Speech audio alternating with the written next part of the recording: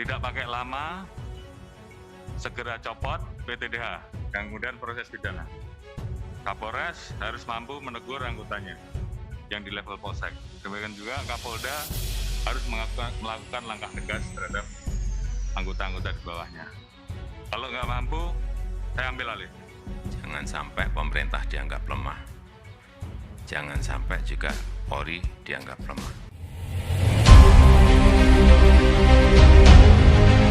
Hotman Paris curiga Ibtu Rudiana terlibat terima uang suap di kasus pembunuhan Vina Cirebon. Jenderal Listio Sigit ungkap hal ini.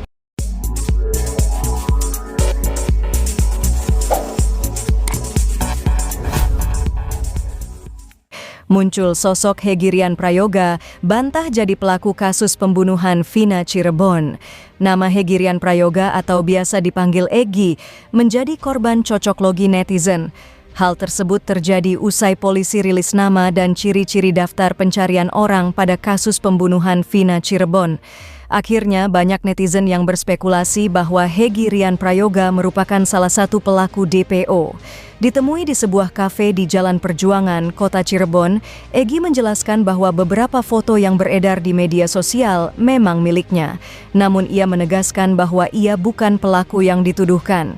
Salah satu foto yang tersebar, yakni saat dirinya menggunakan topi hitam terbalik dengan telinga bagian kiri dalam kondisi bolong. Di dalam bingkai foto itu terdapat juga foto Peggy Setiawan yang baru-baru ini ditangkap dan disebut korban salah tangkap. Dalam bingkai foto itu juga tertulis kalimat, "Coba netizen sama ga." Egi sendiri memiliki beberapa kemiripan seperti namanya dari Hegi dan Peggy, tingginya sekitar 160 cm dan badannya yang kecil saat foto tersebut beredar. Namun kini badan Egi lebih gempal dibanding fotonya dulu. Ya, nama saya Hegirian Prayoga atau biasa dipanggil Egi. Jadi foto yang beredar itu beberapa di antaranya benar foto saya. Awalnya saya juga kaget kenapa bisa viral seperti ini. Setelah dicari tahu ternyata disangkut pautkan dengan pelaku kasus Vina dan Eki. Sementara saya tidak pernah melakukannya sama sekali. Tuduhan semua tidak benar, ujar Egi saat diwawancarai media. Ia menjelaskan bahwa fotonya mulai viral sekitar 2 minggu yang lalu. Awalnya, dia mengira itu hanya bercandaan saja dan tidak terlalu menanggapinya serius. Namun, setelah 3 hari, situasinya menjadi semakin serius. Saya juga kaget, tidak menyangka sama sekali, ucapnya.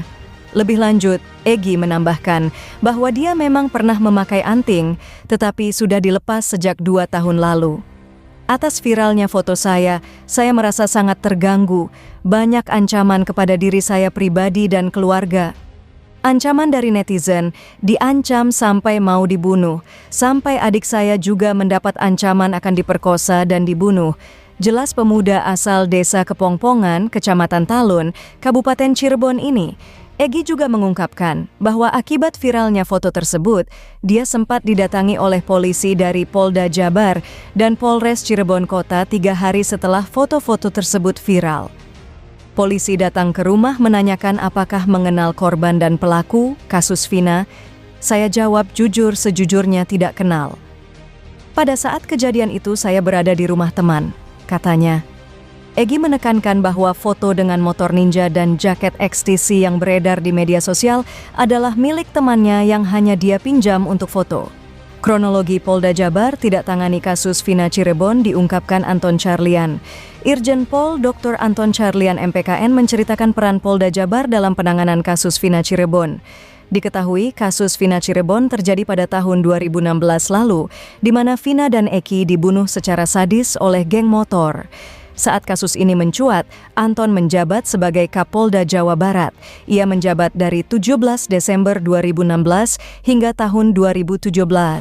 Sebelum dimutasi ke Jawa Barat, Anton Carlian menjabat sebagai Kapolda Sulawesi Selatan. Anton Carlian mengakui saat kasus Vina Cirebon terjadi dan mulai diusut saat menjabat sebagai Kapolda Jabar.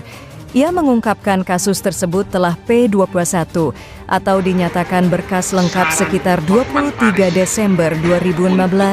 Saat itu ia baru 5 atau 6 hari menjabat sebagai Kapolda Jawa Barat. Sementara insiden Vina Dewi Arsita dan Muhammad Rizky alias Eki disiksa hingga tewas di Cirebon pada Sabtu 27 Agustus 2016 silam. Anton lalu mengungkapkan situasi dan kondisi pada masa dirinya menjabat di Polda Jabar. Kasus ini tidak dilaporkan oleh Direskrim karena dianggap tidak menjadi atensi dan meresahkan masyarakat. Kalau dari awal meresahkan tentu ini di take over akan diambil Polda Jabar, kata Anton. Anton mengatakan saat itu kasus pembunuhan Vina Cirebon cukup ditangani Polresta Cirebon. Awalnya Vina dan Eki dianggap sebagai korban kecelakaan, namun setelah diselidiki lebih dalam, ternyata mereka korban pembunuhan sadis geng motor. Namun Anton mengakui adanya gejolak kecil saat penanganan kasus tersebut, di mana para tersangka sempat diamankan di Polda Jawa Barat pada bulan September 2016. Alasannya ada kebencian dari masyarakat terhadap para tersangka. Karena dianggapnya tersangka ini sangat sadis, geng motor sehingga sempat diamankan ke Polda lalu dikembalikan ke Polresta. Gejolak kecil ada tapi tidak meledak sehingga saat itu tidak ditangani Polda, cukup di Polres saja, kata Anton. Kemudian Anton menjelaskan mengenai publik yang menyoroti sejumlah kejanggalan penanganan kasus pembunuhan Vina Cirebon. Kejanggalan pertama yang disorot mengenai ayah Eki, yakni Ibtu Rudiana yang disebut ikut campur menangani kasus tersebut. Padahal saat itu Ibtu Rudiana bertugas di Satuan Narkoba. Anton menuturkan, Ibtu Rudiana juga berstatus pelapor dalam kasus tersebut. Tetapi tidak berarti beliau yang menangani ini bisa dibuktikan kan ada surat perintah penyidikan, ada enggak nama beliau? Setelah kita cek tidak ada nama beliau, kata Anton. Meski demikian, Anton mengingatkan bahwa bukan hanya anggota Polri melainkan anggota masyarakat yang mengetahui informasi mengenai para pelaku dapat disampaikan kepada polisi. Tentu ini diuji untuk menetapkan tersangka ada bukti yang cukup, bukti permulaan cukup. Kita ketahui adanya 2 alat bukti ditambah 1 petunjuk, katanya. Hotman Paris mengusulkan agar ex-tim pengacara Prabowo di MK yaitu Yusril dan Otto Hasibuan agar berkenan mau jadi pengacaranya Peggy, ya, agar benar-benar terbuka kasus ini, agar masyarakat puas untuk mendapatkan jawabannya. Hotman tidak bisa mewakili Peggy karena Hotman sudah menjadi kuasa hukum dari keluarga almarhumah Vina. Tapi jangan sampai libatkan pengacara-pengacara yang moral-moral pinggiran, yang sering dipecat oleh kliennya, yang sering minta duit sama kliennya, sana sini pasang kaki 2. Karena sekarang ini ada beberapa oknum pengacara yang mulai nimbrung, pengen masuk, pengen ngetop seperti Hotman, ya. Jadi saran saya agar Pak Yusril dan Otto Hasibuan dan tim kuasa hukum Prabowo di MK mau jadi pengacara dari Peggy untuk membuktikan apakah Peggy itu bersalah atau tidak. Kita perlu pengacara pintar dan reputasi tinggi, bukan pengacara murahan yang mau nimbrung, mau ikut masuk loh.